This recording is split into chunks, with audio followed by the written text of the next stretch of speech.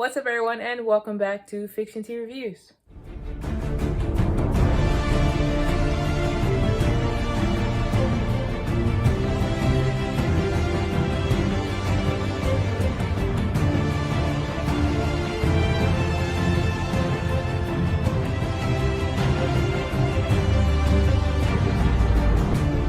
So today we're going to talk about Raised by Wolves. Raised by Wolves is a 2020 sci-fi HBO Max series. This is the first season. It's about two androids who are tasked with raising human children on a mysterious virgin planet as the human colony threatens to be torn apart by religious differences.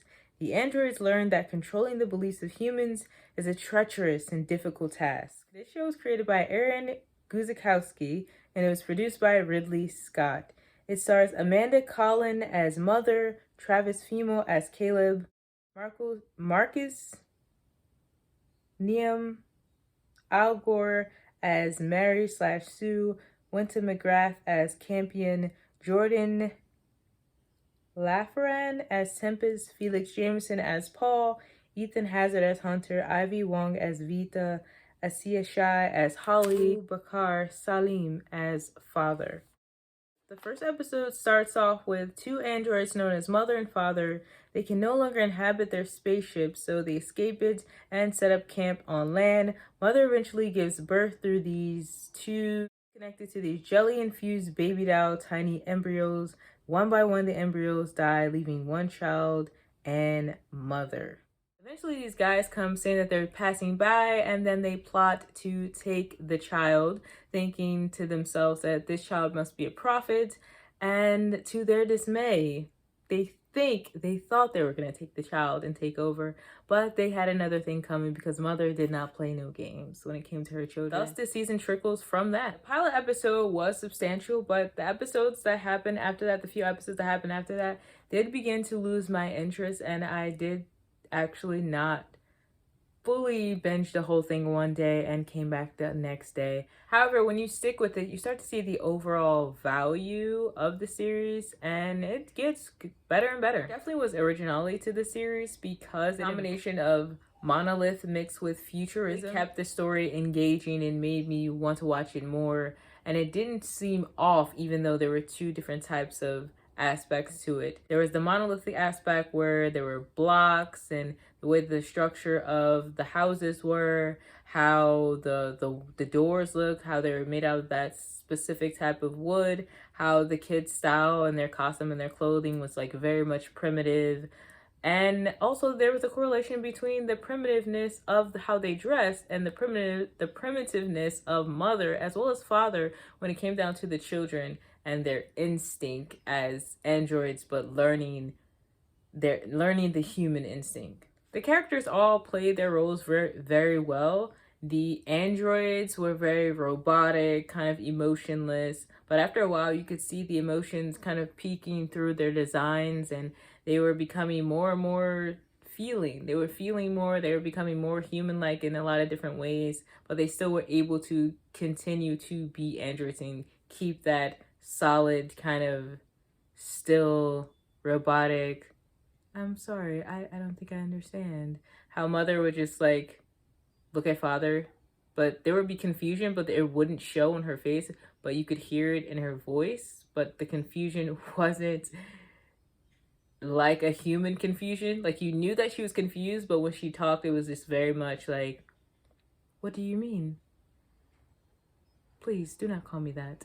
Like, it was pretty good. I think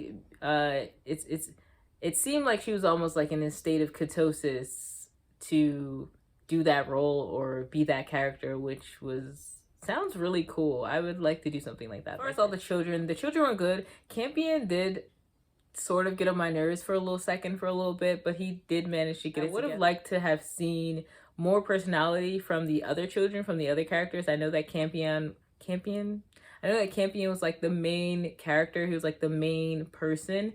But I will say that more growth, more character development from the other children would be nice to see. Maybe we'll see that in season 2. There definitely was character development with Mother and Father. Mother, her compassion. Mother's love and her care. Mother, she did have her moments. She did have her moments where I was like, you might be letting your emotion make you a little bit too irrational in a lot of certain situations.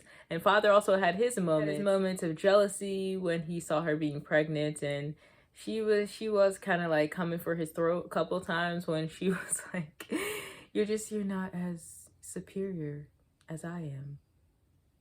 You can't keep up.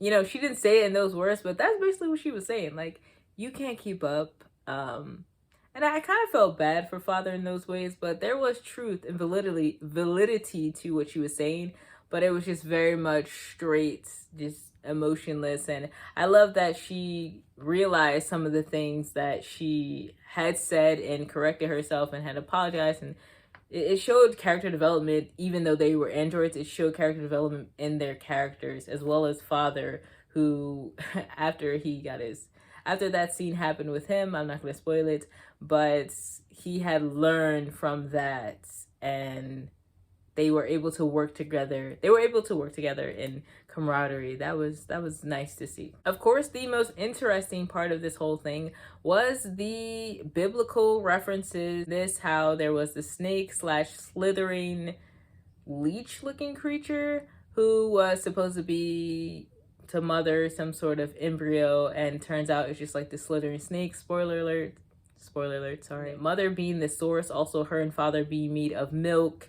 and that being very, very important because they were source. You know, child gets milk from the mother, you get source. Source is life.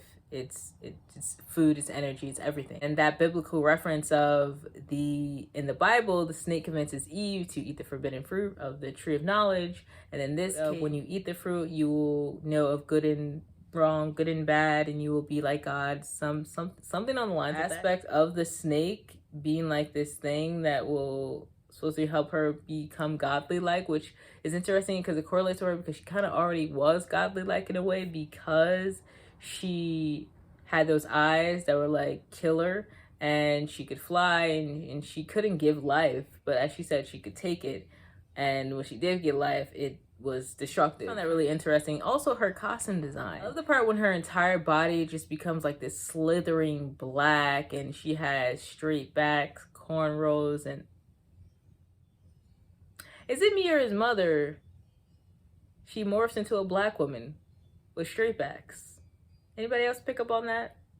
Comment below, let me know. But yeah, she turns into this this like all godly being, and she floats up in the air, and she's just ready to kill, especially when it came down to her. Also, being that she was an atheist, I found to be so good that not only was she this powerful being and an android, but she also was anti-religion, and I was just like, yes. But as far as the religion go, the fact that they worship Sol, which in Espanol is sun, but the word soul can also be translated to the word soul, S-O-U-L, even though it's spelled S-O-L. That whole thing's trippy. Think about the word sol or sun. Sun is source, it's light, it's energy, it's like a warm star around which the earth orbits. It's literally life. It gives life source energy to the earth. It is God, but it's also not a him or a her, which I found to be extremely imperative. Joy that they had this sun that they worship, this soul, this godly like figure or symbol, if you will, that couldn't be identified or associated with a person or a deity or a human. Usually in shows or movies, when they use religion, it's always in a traditional sense where they're worshiping a deity or a god. They may call the god him or her, Krishna, Buddha, etc., whatever they call their gods. I love that this was more creative with it than original, and then they didn't use like a name or a sex to identify this God that they worship, all-knowing being. It was like something that you couldn't touch or you couldn't see or you couldn't put like a name on it. Of course, you can put the word God on it. That's a universal word. That's a whole nother thing. It wasn't connected to a thing that everyone all knew, like, or a person. The theme, the main idea was to protect the children at all costs, and it was like the children are the future. That was the theme, that was the message. I love that that was what was pushed. Oh, it was about family. It really was. It was about family. It was about the kids. It was about believing in yourself and not following the religion or following anyone else. Just really tapping into self, tapping into soul, tapping into soul. Look at that. I just got that part. Tapping into soul itself, like SOUL, soul. Wow.